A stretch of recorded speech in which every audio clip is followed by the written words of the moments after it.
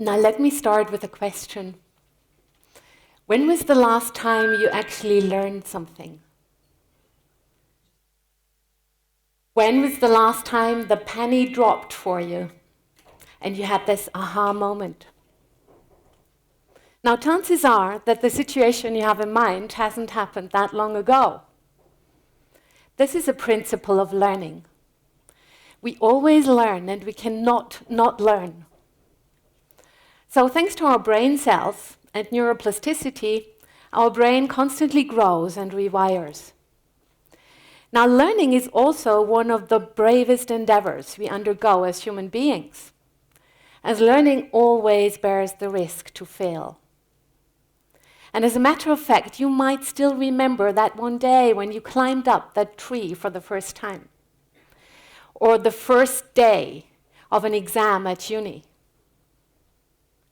Now, learning is a complex, risky, and messy business.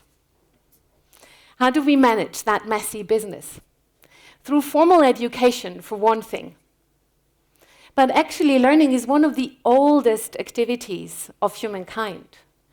Through centuries, we have shared stories and learned from them.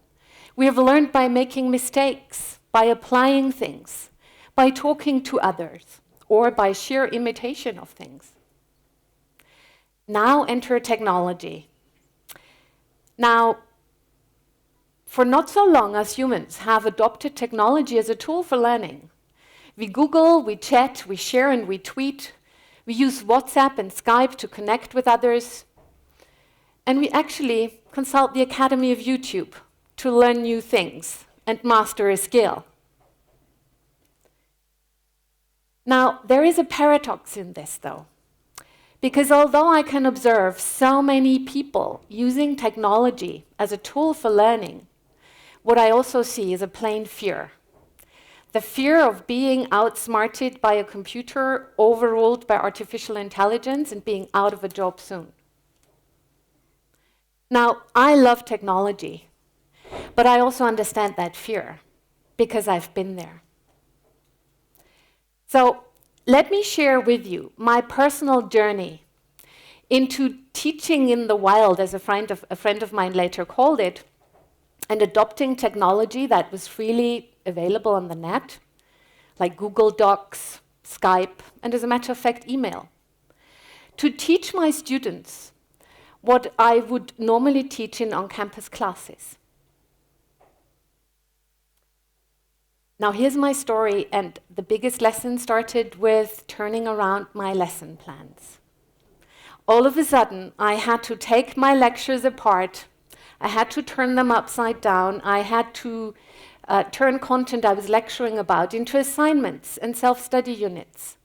I had to find ways to facilitate group work and communicate with students without actually being present.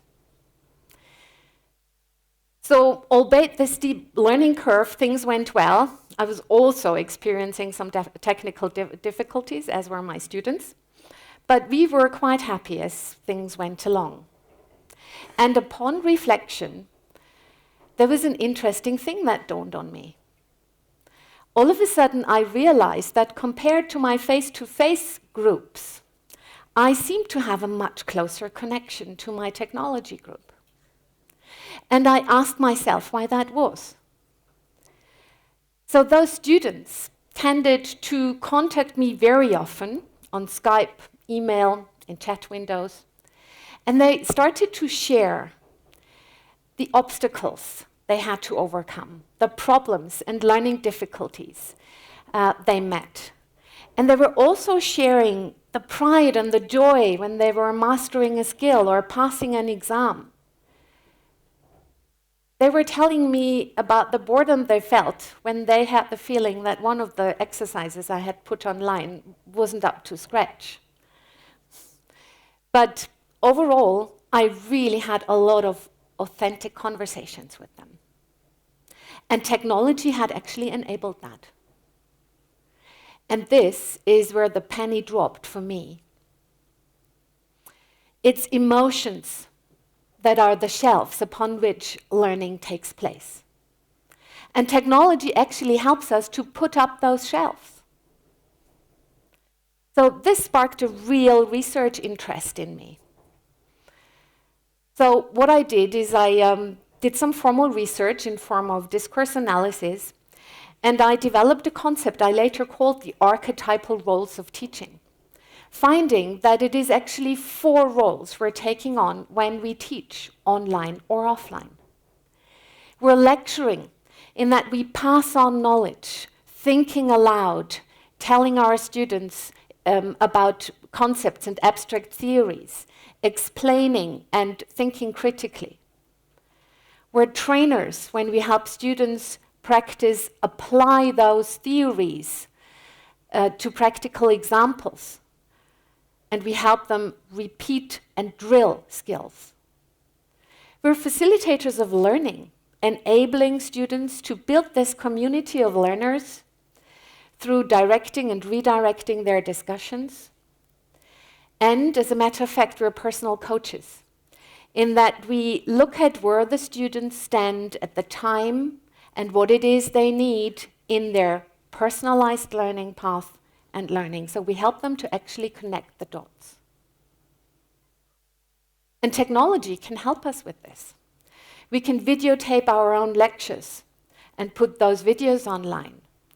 We can actually use software packages and gaming simulations to create practicing and drill exercises. And all of that can gain us more time. And the interesting thing is that the use of technology has totally disrupted my personal teaching patterns. I have become less of a lecturer and more of a facilitator and coach. And again, technology helped me with this, as I have gained time. So my point is that, yes, technology can and will disrupt activities we thought were a daily routine in our jobs. And we will have to do different things or things differently. But if we use technology for our purpose, it will be assistive technology rather than just artificial intelligence. And what even artificial intelligence cannot do is having real conversations with people, showing compassion and empathy, and supporting each other on this personal learning path. And the way we learn will always stay the same, through social connection and people, input and feedback, and the application of things. So my answer to those teachers who ask me, do you think we will be replaced by a computer soon? Is a very simple one. Well, if you really think you can be replaced by a computer, maybe you should be.